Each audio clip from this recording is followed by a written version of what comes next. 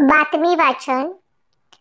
सर्वोदय बालिकाश्रमात क्रीडा सप्ताह साजरा. तळेरान दिनांक 8 फेब्रुवारी.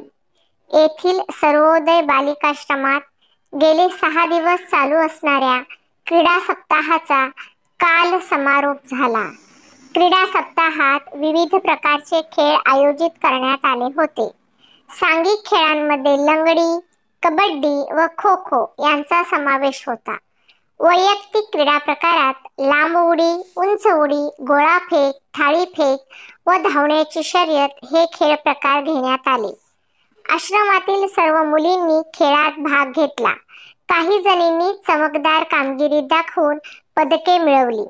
प्रमिला घोणमोडे ही 2 सुवर्ण, 3 रौप्य व 1 कांस्य पदक जिंकून सर्वोत्कृष्ट खेळाडू ठरली.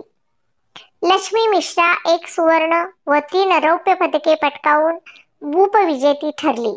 दोघींनी सर्व प्रेक्षकांची वाहवा मिळवली. अधीक्षिका व कर्मचारी यांच्यासाठी गमतीदार क्रीडा प्रकारांचे आयोजन करण्यात आले होते.